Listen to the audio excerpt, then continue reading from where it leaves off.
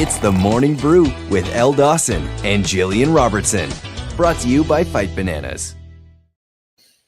Good morning, guys. Happy Sunday. It's the Morning Brew. We're here. Yours truly, Elle Dawson and Gillian the Savage Robertson, who is on the other side today. How you doing? I'm doing all right. Not the best night of fights last night. Not the most exciting night, I would say. Yeah, I wouldn't disagree. There were definitely some decent fights, but overall it was just okay. Good morning, Damon. Hello. What would you rate it overall? Maybe a D plus. D plus, C minus. I'm on board with that. Yeah. I gotta be honest, I was kind of the school that was hating on us doing a show in Azerbaijan at all for the UFC. I was like, I saw all the memes where it was like, we have 4 African champions. You think we could do a UFC Africa? Dana White, nah. We have 2 guys from Azerbaijan. It was actually 3. We have 3 guys from Azerbaijan that aren't ranked. 1 guy's ranked and on a losing streak. Let's do it, you know? But I will say this. Looking at the arena and how full it was, I do understand why they went to Azerbaijan. Because that place was absolutely packed until after the Fiziev fight when 50% of the crowd left. Oh, yeah, I'm not 100% sure, but it looked like it was like a soccer field rather than like they usually use like hockey arenas or something like that where you could just see the floor space was huge around it. It reminded me of when I know it wasn't a soccer arena when Holly and Ronda fought, and that was just like absolutely enormous. It looked like the same thing with the crowd though. It just looked absolutely huge, absolutely packed top to bottom, but just the fights didn't hold up for me there. They didn't deliver except for Nazim Sajikov and Nicholas Mota. That fight was spectacular. Oh, yeah. That I agree. The only fight that I was like, oh, shit, these guys are going. From the first second of the fight, they were in each other's faces. One almost dropped the other back and forth. It was just a crazy fight from start to finish. But, like, every other fight, I'm like we were talking, there was a couple, like, decisions that were close, but also I'm like, a lot of them, I was like, there wasn't even enough done to really me to be like mad about it. I'm like, the guys didn't fight hard enough to win a decision or to lose the decision. So I'm like, it doesn't even matter. No, agreed. Absolutely. Thanks, Jake. Good morning, everybody. Thanks for joining HSG. Guys, okay. We will get into more of UFC Baku. I think we've kind of outlined the main highlights of the card already, which is that it wasn't great, but Sajikov versus Mota was killer. But this card doesn't matter right now because the only thing anybody is talking about in the world of MMA is the fact that Jon Jones has officially retired. Dana White announced it because, as per usual, at every media day, every press conference, everybody's asking, when are we going to see Jon Jones, Tom Aspinall? They asked Dana White once again, and he said, well, he retired last night, so absolutely never. It's finally happened. I honestly, I don't know what to think. Give me your 2 cents, G, but like, I don't know if he was trying to like break a world record or break a record for holding the heavyweight belt the longest, and the UFC was just like, no, you can't do that unless you're fighting. Maybe he's just being sadistic and wanted to mess with all of us. Or maybe he really thought he wanted to fight again and he just realized, hey, I have it pretty good. I heard he made like $200,000 to go to somebody's party for 30 minutes. Like, the dude doesn't need the money. He doesn't really need the legacy even. So maybe he just decided, I got it good. I've done what I came here to do. But your thoughts on this? Yeah, well, as we were discussing before we got on here, which I'll let you get into more detail of it because I think you know a little bit more, but I don't think he has his priorities exactly straight in his life currently with this recent arrest news coming out that I feel like maybe Jon doesn't even know what he's doing. Maybe he's a little bit all over the place because, with these, I guess, this trial coming up and things like that. I just don't think he's in a place where he has his ducks in a row at the moment. And let's be honest, has Jon Jones ever really had his ducks in a row? Pretty typical.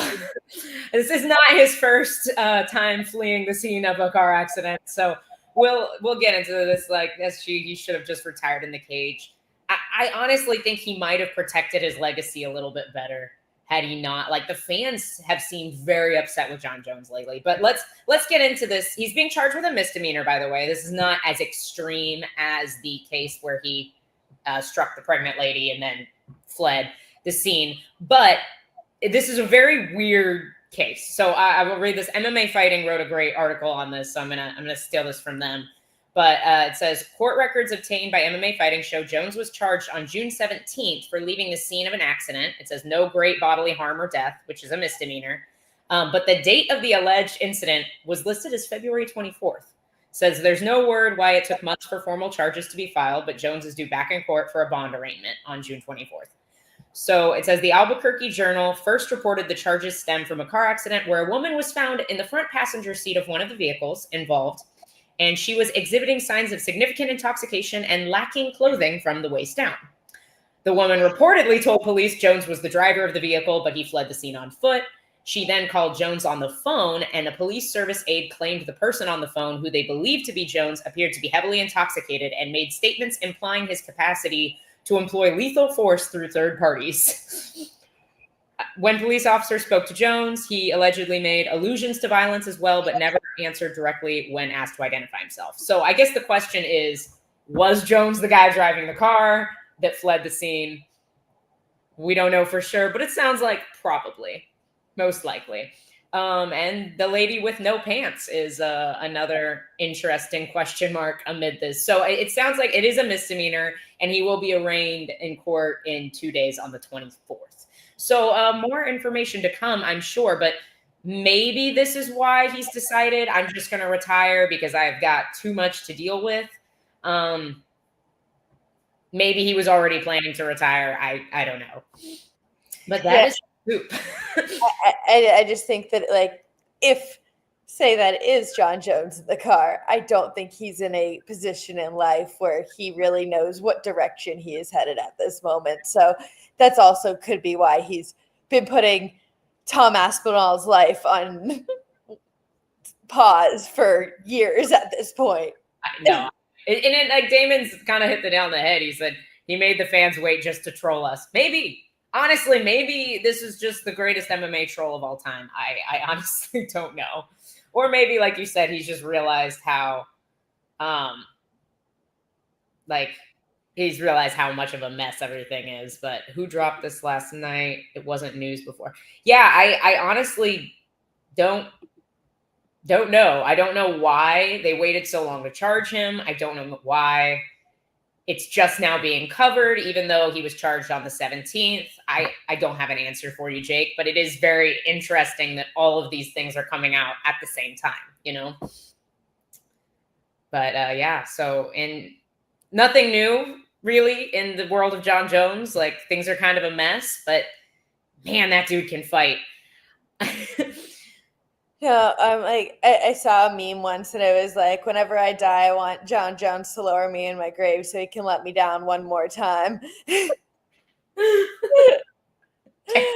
I'm like, he's always been like my hero when it comes to watching people in the cage. You know, when that cage door closes, there's no one greater to watch. He is just so. I feel like his mind was just made for this sport. He is so smart when it comes to approaching these fights. Just such a great game plan. But then whenever he walks out of the cage, life choices don't seem to be the top. No, I agree. It's a little sad, to be honest. Like, and I think it brings up the conversation that we've had, you know, talking about guys like Volk, who have, you know, express their fear for what comes next. And like guys, there's life after fighting. And if you don't build that life after fighting, then your purpose is gone. And it's scary, man. Like, it's a scary concept. Like, what is he going to do till he dies? Okay. And you know? I mean, I think this has to do with a little bit of brain damage too, but you see the stories coming out with BJ Penn too. I'm like, that it's worrisome. Yeah, no, agreed. And do you have like any updates on that? I'm not sure. Is he being charged? Do we know? I just know that I've seen him within the last couple weeks being arrested multiple times by his family calling the police on him for him accusing them of not being them, essentially. Yeah, and I do wonder, like we've seen this with BJ Penn. We saw this for a while with Tony Ferguson. I kind of wonder if there is some like, because I feel like we know so little about the brain for how advanced science is. Like there's so much about our brains that is a mystery. I do wonder if a lot of these fighters maybe had some pre-existing mental conditions, and then layering repeated concussions on top of that is just exacerbating everything at that point, you know? Oh yeah, that make a lot of sense. And especially to get in this sport, I feel like we all have a little bit of the mental conditions, you know? There's something a little off about all of us. So I'm like, no, that would make a lot of sense. Yeah. Does CT ever worry you guys? I guess a little bit. It's a lot of the, I feel like, I don't know. I know everything, how much damage I'm doing to my body doing this job every single day, but I would be absolutely miserable doing any other job in the world. I would absolutely hate having to go to any other job. I'm like, I love training. I love being on the mat. So it's just like, it is worth, I always say, I'm like, I'm here for a good time, not a long time. You know, I'm like, it is worth every single second because I love my job more than anything else. So it's like, yeah, I do worry about it. And like, I don't know, like I've talked about recently with my hip damage or like I don't have a good back either. I'm like, there's a lot of things that I'm thinking, I'm like, I'm only 30 and these things are coming up. But I'm like, it's worth every second of it. I love my job. I love being able to train every single day. It's the best. Being in the gym is literally the best. Like, you guys, I want to be a mom so bad, but there's like, the idea of not being able to like train and compete for like another 9 months or something like I can't do it right now. You know, like I can't. It's too much fun. And I gotta say on this note too, CTE is definitely less common in this generation of MMA because people aren't killing each other in the gym. Like in Cowboys day, like Cowboys Cerrone, like those guys literally just used to show up to the gym and we're sparring every day. We're trying to kill each other every single day. I think people take a lot less damage now, but I also think in women's MMA, the damage is a little bit less, especially at atomweight. It's not a lot of like flash KOs at 105 pounds. So I do think that we probably have it easier. I know, not easier, but it's a little bit less risk, I think, for us, especially in the smaller weight classes, for taking as much damage as, let's say, like lightweight men, which is probably one of the weight classes where they see the most damage, just with how deep the division is, how dangerous and fast they still are, you know? But I know Felicia Spencer has spoken out about her having some issues with her brain following MMA, but I don't hear as much about other female fighters. Have you heard like other girls talk about it? Not really, but Felicia Spencer, she is one of the bigger girls. So that's what I would say with that. I was going to bring up the heavyweights. The heavyweights are what scares me. I'm like, every single fight you're getting knocked out or knocking your opponent out. I'm like, it's just a lot of damage to that brain. So I'm assuming it'd be the same with the heavier weights and girls too.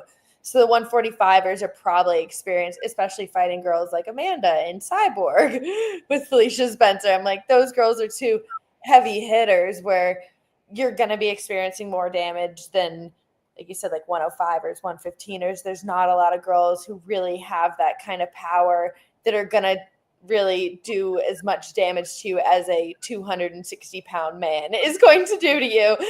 So, yeah, I think we're a little bit of a benefit there. I feel like my style too, I like sitting on top of people. I'm like, they don't really punch too hard when you're sitting on top of them. So I feel like that's a good style for CTE. I think typically, honestly, I feel like I get more damage in the gym, like sparring training, than I do in my fights. But I'm like, yeah, I think it's definitely better for the smaller girls to not, well, we don't have to worry about it as much.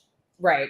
I agree. And honestly, this age of heavyweight, maybe less as well. Like we were literally watching the heavyweight fight yesterday, both heavyweight fights yesterday. We were like, man, remember when heavyweight was just the best division? Like, remember when it was Junior Dos Santos and Cain Velasquez and Big Nog and like, what happened? What happened? I don't like.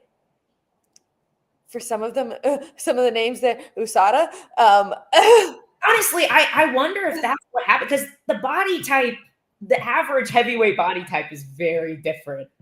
Well, yeah, that's what I was gonna say. I'm like the heavyweights typically aren't on the athletic looking side.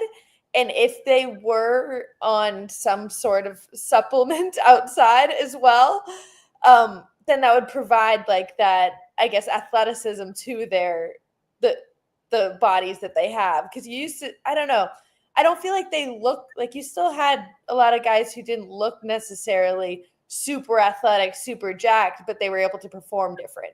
Mark Hunt. Yeah.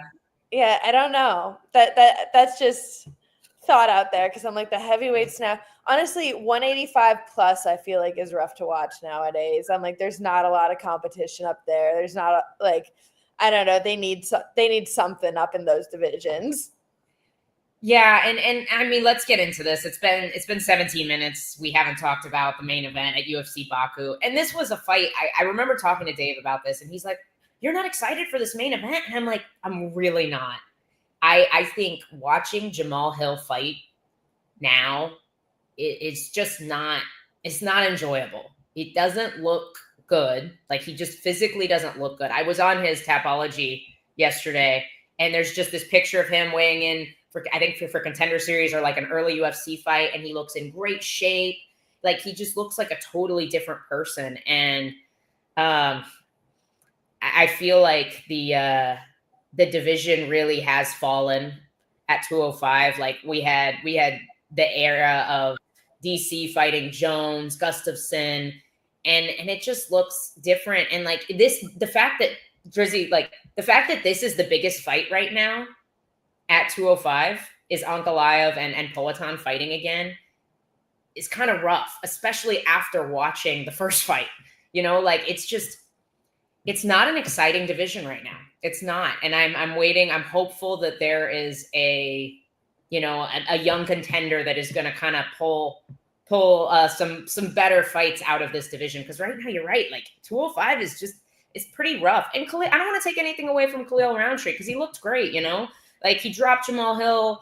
He was killing him with the leg kicks. It's like this picture is honestly pretty cool. Like it's a pretty cool picture. Does not tell the story of the fight, which was just not that fun to watch. And Hill, I think, looked kind of just sloppy, you know. And he doesn't look like he's got that pop that made him a champion, you know. Well, so your take? I don't know. I feel like the whole him like whenever he got the belt, it was kind of like Yuri gave it up. They were doing Glover again versus Hill. So, and obviously all respect to Glover, but an older Glover, you know? So I'm like, I don't know if Hill was kind of pushed into that champion position and now he's had to fight Peja and Yuri and Khalil, and these guys are just out of his experience level because he was kind of pushed up to that spot a little bit too fast. So I think that might have been a part of it. I think that, it was a weird fight because I'm like, literally nothing would be happening. And then you'd be like, oh shit. And then it'd go back to nothing happening. It would have its little moments, its little like, a little rise in action. And then like, cause Khalil when he was thrown from his back pocket. He was throwing with everything he had. But then it would just go back into that lull of like, just standing in front of each other for way too long. No, I agree. And that's kind of what I expected this fight to have. Like spurts of excitement, but overall just a lot of waiting, a lot of picking away, and a lot of strategy from Khalil Roundtree because he did respect honestly maybe respected Jamal Hill's power a little bit too much, because we just didn't see it. Like, even when he landed now, it just doesn't look like it used to. And I want to pose that, like, Drizzy, I'm with you. I think overall, yes, this generation of MMA fighters are better than previous generations. Like, I will die on the hill that I think prime Usman destroys prime GSP. Will die on that hill. However, I'm not so sure that prime Jones and prime DC don't run through today's 205ers. Like that, I think there might be an exception here. And I'm not, like, even if they are the better fighters right now, they're not, the division isn't exciting. Like, I'm not excited about light heavyweight fights right now, regardless of whether or not the skill level is high, which I don't disagree with you that it is. However, I think like prime Jones is the GOAT, right? We might not like him right now for not fighting Tom, but he's the GOAT. So you're telling me he doesn't come through and smash the best version of Ankalaev and the best version of Poatan? I honestly don't know. No way. This is the best lightweight has ever been. You're nuts. You're nuts, Izzy boy. The lightweight is deep right now. I'm sorry. I agree with you 100%. Like I was saying, I think 185, 205, and heavyweight are all struggling right now. I think they need some talent. They need something. I don't know. I feel like there's not a lot of competition. There's not a lot of competition at those divisions. There's not a lot of those fights that I look forward to watching at this point. I will say I won't lump middleweight in with that, because I am stoked for DDP versus Khamzat Chimaev. I have absolutely no idea what is going to happen with that fight. I just feel like the majority of that division is lumped into the 205 and heavyweight of not being the most exciting. I think they did, like, I'm not saying DDP and Khamzat isn't going to be exciting. I just think the majority of that division isn't necessarily. That's fair, but at least we're pumped for the title fight, right? Like, yeah, where heavyweight and light heavy don't even have that. I want to see Pereira and Ankalaev clinch for 25 minutes again. Yeah, I just want to see it, dude. This could happen. This is why I'm so excited for this fight, because I think Khamzat can finish DDP, and I think DDP can win a 5-round decision, and maybe DDP can knock out an exhausted Khamzat or sub an exhausted Khamzat in rounds 4 and 5. I don't know. Like, we have no clue. It's going to last. I'm so excited about it. After watching Khamzat and Robert Whittaker, that just, like, I don't know. I wasn't on the hype train as much until then, when I was like, oh shit, like, he just went out there and completely controlled the situation. Like, Robert Whittaker's a world champion, you know? To see him do something like that to someone like Robert Whittaker, that really, like, made me interested in this next fight. No, I agree. And especially because we've seen so many, like, I don't want to say asterisks, but kind of asterisks. Like, he got really tired when he fought Gilbert, and then Usman actually looked like won the 3rd round against him coming off the couch after 4 days, which I want to say I don't count out Usman. I still think Usman can win high-level fights, as just proven against Buckley, even with old knees. Like, he's still really good. But I don't think that 3rd round discounts Khamzat for me personally, but a lot of people it did. So I think him smashing Robert Whittaker, destroying his jaw, was just like, oh, okay, like, let's see this fight, you know? Like, okay, this dude's serious. Exactly. So I'm excited at least for that fight. Dude, this is possible. Honestly, welterweight right now is the most exciting division. The most. It's the deepest right now, has the most contenders. And if you look at the top 15, like, if we look at most of the contenders, I think only like 4 or 5 people in the top 15 are over 30. Like, they're still in their 20s. Jack Della Maddalena is not even in his prime yet. Michael Morales, not even in his prime yet. Sean Brady, not even in his prime yet. Like, that division is so freaking good. I think the belt will not, I don't think there will be a successful title defense for maybe 3 to 4 fights after Jack Della Maddalena maybe beats Islam. After, like, again, between the actual welterweights, I could see that belt changing hands quite often. Like I could see Sean Brady beating a lot of those guys, but I could also see Shavkat beating a lot of those guys. There's guys Ian Gary matches up really well against. I'm just excited to see what happens with that over the next several months.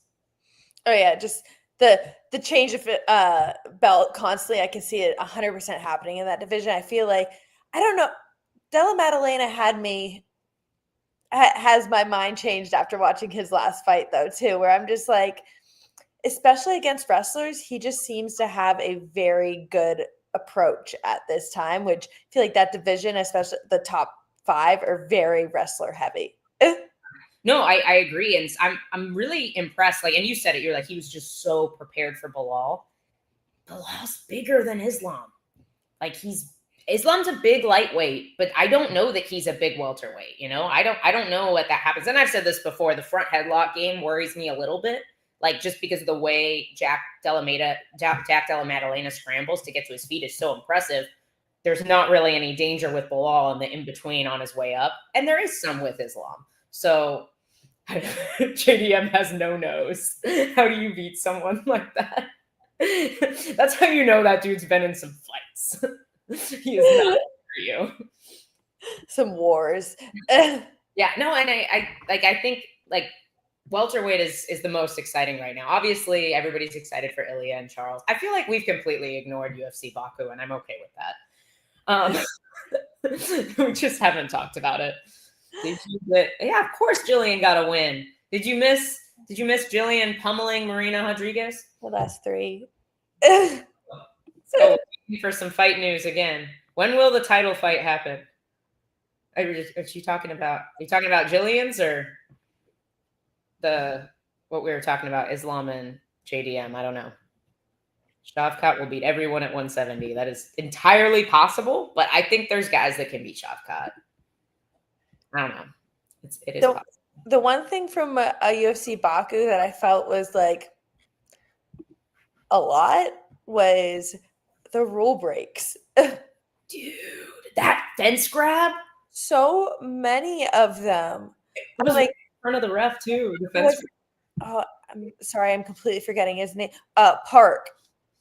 Yeah, I felt so bad for him. He got kneed straight in the head. I was kind of like against what his coaches were doing. I was like, call the fight there. You got kneed in the face, have a huge cut right over your eye. I'm like, that could be bleeding into your eye the rest of the fight, impairing your vision. I was like, that is not a smart move to continue. The ref took 2 points. I'm happy about that. I don't think I've ever seen that before. So the ref took 2 points. They continued the fight, and I'm like, kid just dominated the rest of it, controlled on the ground the rest of the fight, made it look easy. And I was like, okay, so they were smart for continuing. I was like, I'll shut up. And I will say this, I think they were smart for continuing because I think lately with fouls, it's been no contests. DQs have not been handed out when they should have been. And I could see that happening. And that 100% should have been a DQ loss. Oh, yeah, he got poked in the eye twice, and then 100% knee on the floor, grounded, knee in the face.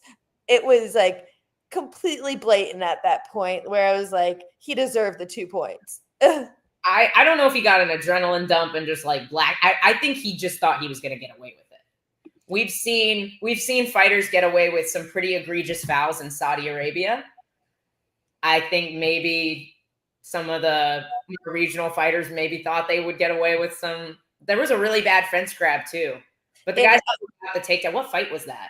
I know in one of the girls' fight there was a really bad fence grab too. The Daria and Melissa, she completely stopped a takedown in the 3rd round by grabbing the fence, which like potentially lost Melissa the fight. Honestly, like.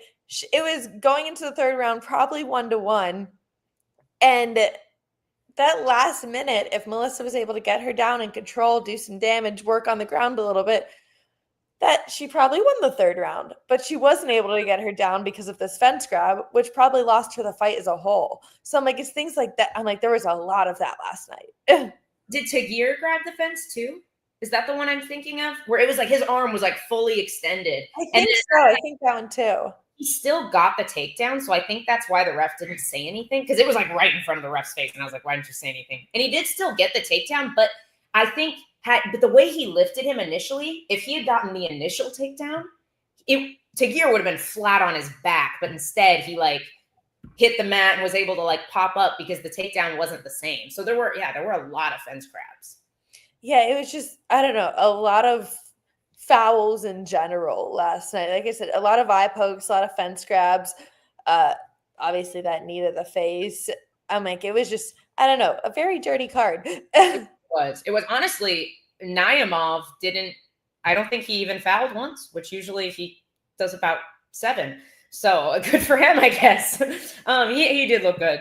Also shout out to my teammate Claudia Segula, who looked awesome against like the craziest fighter ever. Irina Alexeva is like the hardest person to fight because she's like, it's like fighting a tornado on steroids. She's just chaos, and Claudia fought her really smart. So yeah, Claudia. That was a great performance from her. Oh yeah, for me, it was the second fight on the card, Tagir and Azmat. I feel like was a good fight to watch. It was. And then when we went to the main card, obviously we already brought it up with the Moto fight. And the fight right after that, Oralbai then got a nice submission real quick, went out there and was able to get that Kimura. So I'm like, those two back to back. And then the second fight on the card were the only things that gave me life last night. Things that gave me life. It definitely was it was not the most exciting fight card. I will say I was really impressed with, I'm going to butcher his name, but Ko Sok-hyun, debut South Korean fighter, really good, was a huge underdog. I think he was like closed at like plus 425 or something, and beat a kind of a UFC darling in Oban Elliott. I think they typically match Oban up pretty favorably from his first few UFC fights. And I think whoever he was supposed to fight was a pretty good matchup for him as well. I can't remember who it was. I don't know if you remember. And then this guy steps in short notice and looks great. Dude, the South Koreans have been like the Zombie Jr. or Little Zombie, the new guy, looks like a young Asian Connor. Like there's some really exciting talent coming from South Korea. And I think there always probably has been. They just, a lot of times these guys lose several years of their prime because they have to serve in the military for like 2+ years. So I think sometimes we miss out on some of the best years of like, Doo-ho Choi and maybe some of Zombie's best years as well. But there's some legit talent coming out of South Korea. I will say usually that typically you see like strikers coming out of there, where to see Ko being a grappler with like his wrestling, like just relentless the whole fight and very, very technical. It's just, I usually don't see that come out of that region. It's unique. Yeah. Ramiz Brahimaj is who he was supposed to fight, which I think was a very favorable matchup for Oban. And like, I think Oban's gotten some pretty... So his 3 UFC matchups to date until he lost to Seok, we'll call him Ko. This is his last name. Val Woodburn, Preston Parsons, and Basil Hafez. Pretty favorable matchups, especially for a striker. I think they were not expecting Ko to be as talented as he is, because he hasn't beat like crazy names on his on the regional scene. But he did beat a really good guy on Contender Series. That Igor guy with the fro. He's like 9-0 when they fought on Contender Series. That was a good fight. But so maybe they just didn't expect him to be able to push the pace against Oban. But I like him. I hope they match him up soon again. I'd like to see him again. But yeah, not really much else. Like you said, Tofik coming over from Bellator, just not being quite up to snuff. Oralbai gets a great Kimura there. But just kind of meh overall. Yeah, I don't have much to say about this card. I feel like it was honestly. Usually we go for like an hour and run out of time. I'm like watching it was rough. Honestly, I'm like last night. it was losing me a lot of it, where I was like, all right, Gillian, focus. It was just the fights weren't the best, and it wasn't just, I don't know. It wasn't a great night of action. Even the fact I went and looked at the card after, I was like, decision. One knockout, one submission, and they were back to back. I'm like, those two really, like I said, they gave me life last night. Your life. It's okay. Everything is all right because we only have another week, and then we get to watch Beneil Dariush versus Moicano, Brandon Royval fighting Joshua Van for the #1 contender spot at flyweight.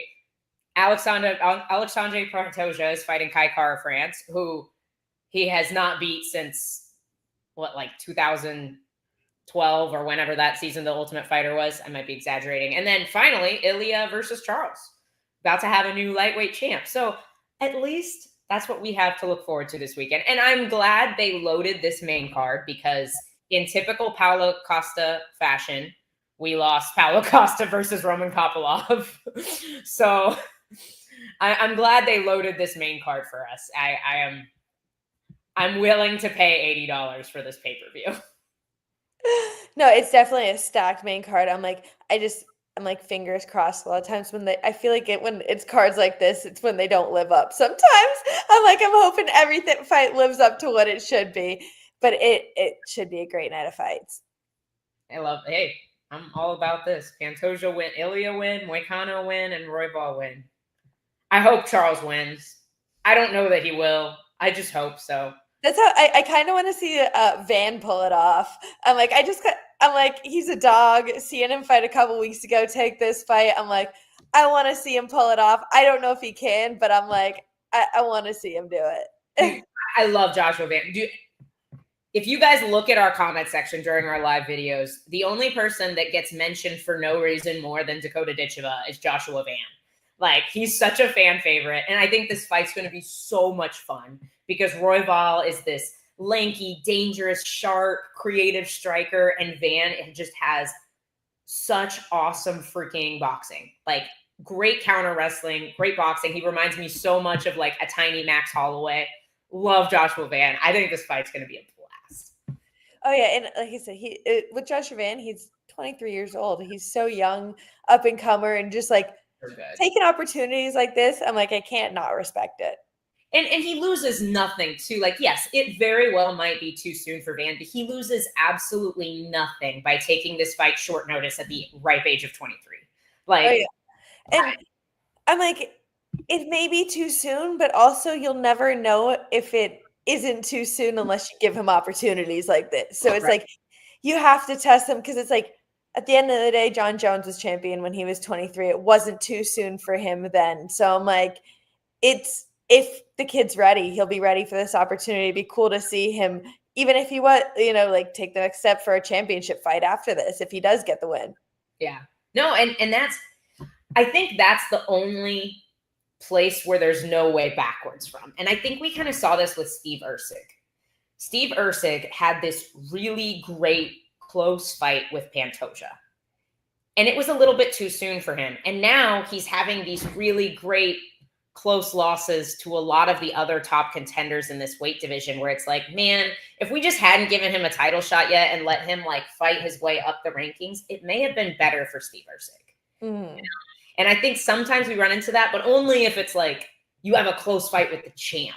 Then it can get really, really hard to fight backwards in the division, if that makes sense. But I don't think that'll happen to Joshua Van. No, that's like, sometimes you can run into that, but you also will never find like the ones who are the greats by like you never find the Jon Jones unless you push him into that. He wouldn't have been champ at 23 unless they gave him these opportunities. So I'm like, for Joshua Van, I feel like it's the same thing. You got to give him these opportunities to see it. Like, I don't know. He's been handling it every opportunity they've handed him so far.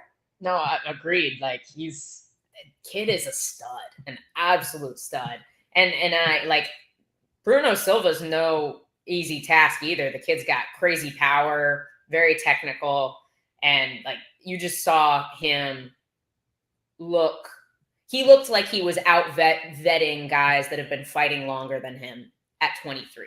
Oh, yeah, and Bruno Silva's an absolute dog too. He was in there and was like got dropped multiple times, kept walking forward, was making it a fight for Joshua Vin, and Joshua like kept his composure the whole time and just found his shots until he was able to get the knockout. Yeah. We honestly probably do need a different name for this show. This is the progression of what the Morning Brew was. So this show used to be me and Maddie Levine, and we actually had a coffee sponsor at the time. So we would drink our coffee on air every single Sunday, which was fun. But we switched, and now Gillian and I go for an hour. And if I have coffee, I need to go to the bathroom within that hour. So that would be one reason I do not drink coffee on the show anymore. And also I had my coffee like 2 hours ago. I don't even know if Gillian drinks coffee, to be honest. No, honestly, I'm like, I got a really sensitive stomach. So coffee upsets my stomach. So I just smoke weed in the morning.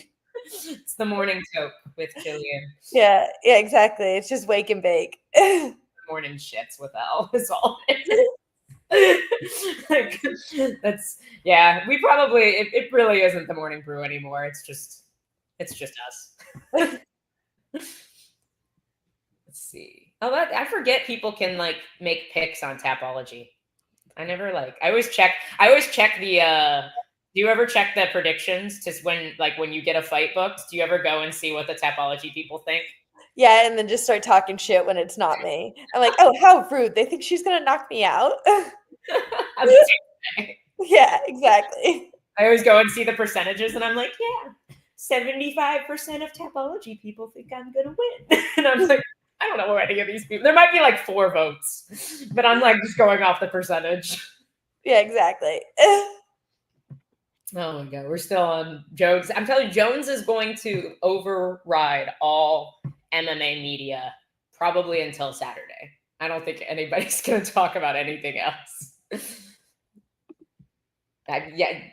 Sure. Yeah, you're right. Like, I would have loved to see it, but he's got other things on his plate currently. Yeah, he's a busy guy. He's a busy guy. So, I don't know. Guys, I don't even know if there's really anything else for us to break down. If you guys haven't watched it, by the way, you definitely need to go back on the YouTube. Last week, we had this freaking amazing live podcast here at my house. Gillian came over. The champ, Kayla Harrison, was here. We did a card break. We did talk about this week's card. We talked about how good it was going to be. But we did this awesome card break. Kayla clearly won. Kayla pulled her own signed rookie card. So she pulled the rarest card. So she won a big pile of Zin. It was fun. It was a great time. It's like a 2.5, 3 hour video on YouTube. Go watch it. It was a blast. We had Chris Duncan on. We had Gillian. We had ESPN analyst Ian Parker, Kayla, Michelle Montague, Dakota Bush, Chris Duncan, me and Grant. Our dogs made several appearances. That was the best. I meant to put that picture of you and Caesar up. I meant to share it last week. There's like the cutest picture of Gillian with my dog who was in love with her. So he's definitely go watch the stream, guys. Sub the YouTube channel. We have a Kick now. Go sub the Kick. I don't know anything about Kick, but we have one. So go check it out. Go check it out. If you guys have any friends that are on Kick, you tell us what you want to see on the Kick. If you want more behind the scenes stuff, maybe just videos of our dogs. Maybe that's what we'll do. Maybe we'll just do Gillian will post videos of her dogs and I'll post videos of mine. That's really like all the good content, honestly. It really is. Dude, Danny's the man. Danny is awesome. I love interviewing him. He's so much fun. Canelo versus Crawford. Guys, this is an MMA podcast. I honestly don't watch boxing at all. Me neither. No, I've never, I think I watched the Triple G and Canelo fights. I probably won't watch this one, to be honest. And I like watching Lomachenko, and that's about it. And he's retired now, so. Pacers versus OKC. You got to save these questions for Dave. Dave watches other things. We are strictly MMA girls. Yeah, I'm like, I'll never miss a fight, but if you ask me about any other sport, I'm lost, man. I got nothing. I will say I'm slowly becoming an Indiana Fever fan just because I like Caitlin Clark so much. And I know nothing about basketball, but I just like her. Like, I've been following the Indiana Fever on Facebook, and I love all of them. Like, they're all the players are like super funny and cool. So, but not because I care about basketball, just because it's flooding my algorithm right now. We're actually going to watch a game. I'm just going to like their stuff on Facebook. So, Pacers winning. You guys don't watch pro chess? What are you doing here? Are you right? I'm slacking. What's that? The magazine in dodgeball, Obscure Sports Quarterly. We need that, like professional midget throwing and speed chess. All right, guys. There's nothing left to talk about. Join us Tuesday, unless do you have anything else for the people, Gillian? No, that's about it. UFC Baku was great. It was rough, but we have an awesome pay-per-view to look forward to this weekend. Thank you guys for tuning in. If you're not, you're all a sub to the YouTube because this is only on the YouTube. So tell your friends to sub to YouTube and hang out with us on Tuesday afternoon, 1 to 3 p.m. Eastern. I forgot what time our show was for a second. We'll all be there. I don't know who else will be there, but we'll be there and Dave will be there and you guys will be there. So we love y'all. Go have a fabulous Sunday and we'll see you Tuesday. Bye.